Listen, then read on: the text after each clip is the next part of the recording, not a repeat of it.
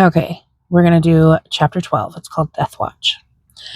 Dreams roiled in Eragon's mind, breeding and living by their own laws.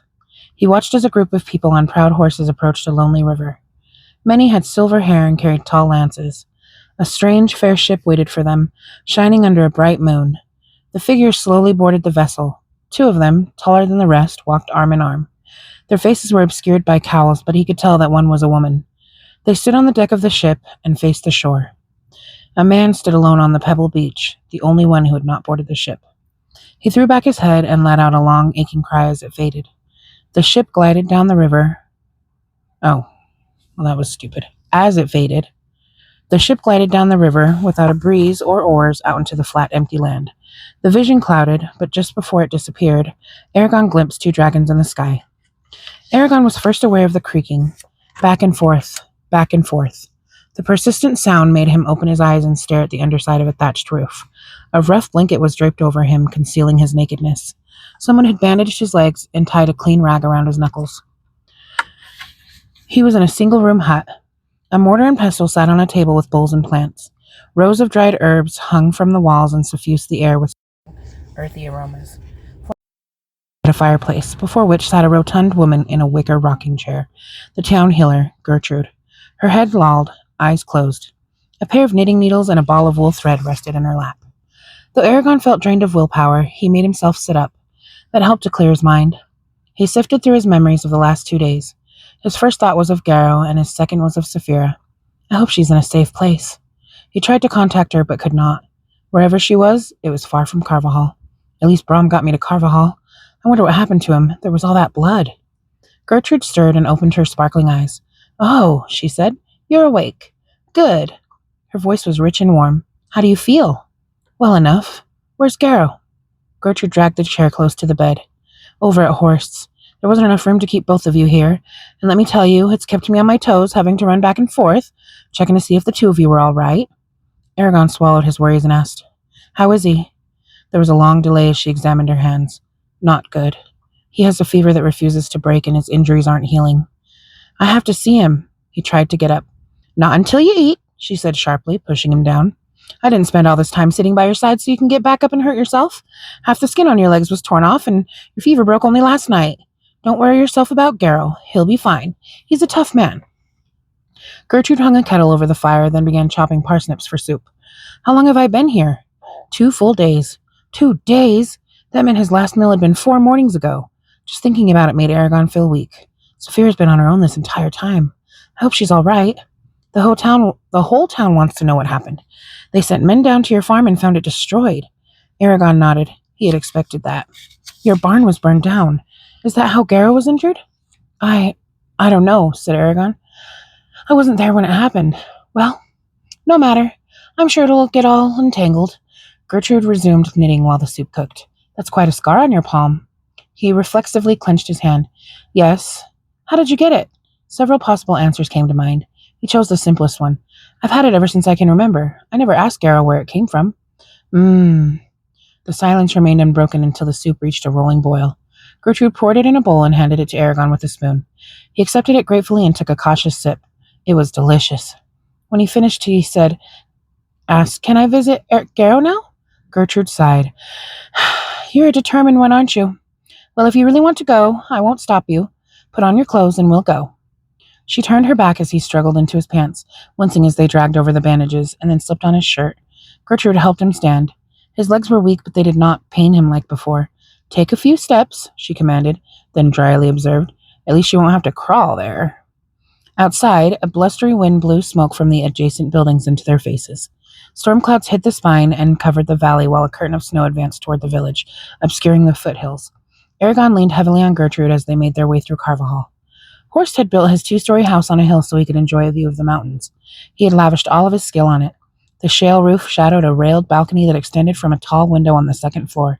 Each waterspout was a snarling gargoyle, and every window and door was framed by carvings of serpents, hearts, ravens, and knotted vines.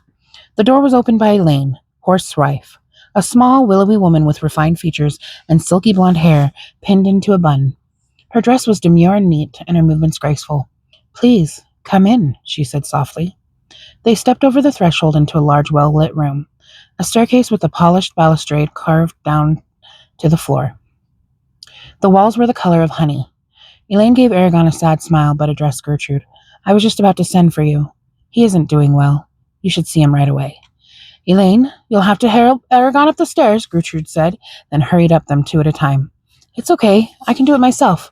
Are you sure? Asked Elaine. He nodded, but she looked doubtful. Well, as soon as you're done, come visit me in the kitchen. I have a fresh baked pie you might enjoy. As soon as she left, he sagged against the wall, welcoming the support. Then he started up the stairs, one painful step at a time. When he reached the top, he looked down a long hallway dotted with doors. The last one was open slightly. Taking a breath, he lurched toward it. Katrina stood by a fireplace, boiling rags.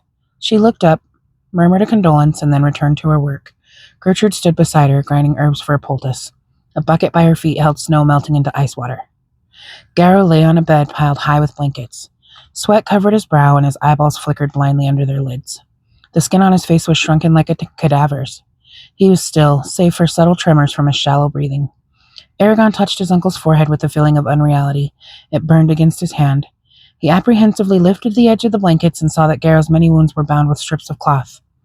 Where the bandages were being changed, the burns were exposed to the air. They had not begun to heal. Eragon looked at Gertrude with hopeless eyes. Can't you do anything about these? She pressed a rag into the bucket of ice water, then draped the cool cloth over Garrow's head. I've tried everything. Salves, poultices, tinctures, but nothing works. If the wound's closed, he would have a better chance. Still, things may turn for the better. He's hardy and strong. Eragon moved to a corner and sank to the floor. This isn't the way things are supposed to be. Silence swallowed his thoughts. He stared blankly at the bed. After a while, he noticed Katrina kneeling beside him. She put an arm around him. When he did not respond, she diffidently left. Sometime later, the door opened and Horst came in. He talked to Gertrude in a low voice, then approached Eragon. Come on, you need to get out of here. Before Eragon could protest, Horst dragged him to his feet and shepherded him out the door.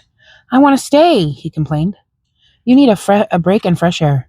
Don't worry, you can go back soon enough, consoled Horst. Eragon grudgingly let the smith help him downstairs into the kitchen. Heady smells from half a dozen dishes, rich with spices and herbs, filled the air. Albrecht and Baldur were there, talking with their mother as she kneaded bread. The brothers fell silent as they saw Eragon, but he had heard enough to know that they were discussing Garrow. Here, sit down, said Horst, offering a chair. Eragon sank into it gratefully. Thank you. His hands were shaking slightly, so he clasped them in his lap. A plate, piled high with food, was set before him. You don't have to eat, said Elaine, but it's there if you want. She returned to her cooking as he picked up a fork. He could barely swallow a few bites. How do you feel? Asked Horst. Terrible. The smith waited a moment. I know this isn't the best time, but we need to know. What happened? I don't really remember. Eragon, said Horst, leaning forward. I was one of the people who went out to your farm. Your house didn't just fall apart. Something tore it to pieces. Surrounding it were tracks of a gigantic beast I've never seen nor heard of before. Others saw them too. Now, if there's a shade or a monster roaming around, we have to know. You're the only one who can tell us. Eragon knew he had to lie. When I left Carvajal, he counted up the time. 4 days ago, there were strangers in town asking about a stone like the one I found. He gestured at Horst. You talked to me about them, and because of that, I hurried home.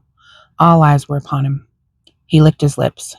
Nothing happened that night. The next morning, I finished my chores and went walking in the forest. Before long, I heard an explosion and saw smoke above the trees. I rushed back as fast as I could, but whoever did it was already gone. I dug through the wreckage and found Garrow. So then you put him on the plank and dragged him back? Asked Albrecht. Yes, said Eragon, but before I left, I looked at the path to the road. There were 2 pairs of tracks on it, both of them men's. He dug in his pocket and pulled out the scrap of black fabric. This was clenched in Garrow's hand. I think it matches what those strangers were wearing. He set it on the table. It does, said Horst. He looked both thoughtful and angry. And what of your legs? How were they injured? I'm not sure, said Eragon, shaking his head. I think it happened when I dug Garrow out, but I don't know. It wasn't until the blood started dripping down my legs that I noticed it. That's horrible, exclaimed Elaine. We should pursue those men, stated Albrecht hotly. They can't get away with this. With a pair of horses, we could catch them tomorrow and bring them back here. Put that foolishness out of your head, said Horst. They could probably pick you up like a baby and throw you in a tree. Remember what happened to the house? We don't want to get in the way of those people. Besides, they have what they want now. He looked at Eragon. They did take the stone, didn't they? It wasn't in the house. Then there's no reason for them to return now that they have it. He gave Eragon a piercing look. You didn't mention anything about those strange tracks. Do you know where they came from? Eragon shook his head. I didn't see them. Balder spoke abruptly. I don't like this. Too much of this rings of wizardry. Who are those men? Are they shades? Where did they want the stone, and how would they have destroyed the house except with dark powers? You may be right, Father. The stone might be all they wanted, but I think we will see them again. Silence followed his words. Something had been overlooked, though Eragon was not sure what. Then it struck him. With a sinking heart, he voiced his suspicion. Roran doesn't know, does he? How could I have forgotten him? Horst shook his head. He and Dempton left a little while after you. Unless they ran into some difficulty on the road, they've been in Thurnsford for a couple of days now. We were going to send a message, but the weather was too cold yesterday and the day before. Balder and I were about to leave when you woke up, offered Albrecht. Horst ran a hand through his beard. Go on, both of you. I'll help you saddle the horses. Balder turned to Eragon. I'll break it to him gently, he promised, then followed Horst and Albrecht out of the kitchen. Eragon remained at the table, his eyes focused on a knot in the wood. Every excruciating detail was clear to him. The twisting grain, an asymmetrical bump, 3 little ridges with a fleck of color. The knot was filled with endless detail, and the closer he looked, the more he saw. Though he searched for answers in it, but if there were any, they eluded him. A faint call broke through his pounding thoughts. It sounded like yelling from outside. He ignored it. Let someone else deal with it. Several minutes later, he heard it again, louder than before. Angrily, he blocked it out. Why can't they be quiet? Garrow's resting. He glanced at Elaine, but she did not seem to be bothered by the noise. Eragon! The roar was so strong he almost fell out of the chair. He peered around in alarm, but nothing had changed. He suddenly realized that the shouts had been inside his head. Saphira? He asked anxiously. There was a pause. Yes, stone ears. Relief seeped into him. Where are you? She sent him an image of a small clump of trees. I tried to contact you many times, but you were beyond reach. I was sick, but I'm better now. Why couldn't I sense you earlier? After 2 nights of waiting, hunger bested me. I had to hunt. Did you catch anything? A young buck. He was wise enough to guard against the predators of land, but not those of the sky. When I first caught him in my jaws, he kicked vigorously and tried to escape. I was stronger, though, and when defeat became unavoidable, he gave up and died.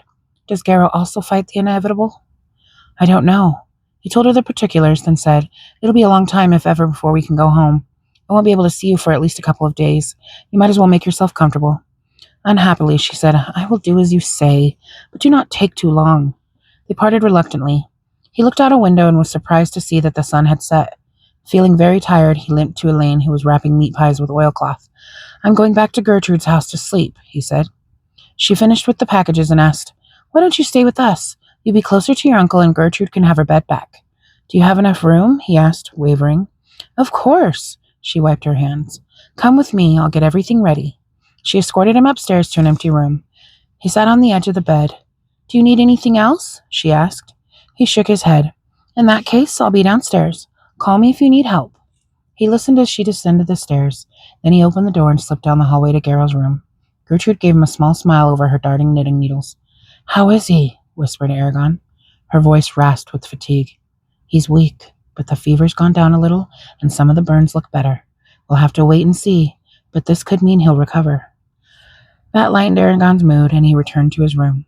The darkness seemed unfriendly as he huddled under the blankets. Eventually he fell asleep, healing the wounds his body and soul had suffered. And that is the end. Love you.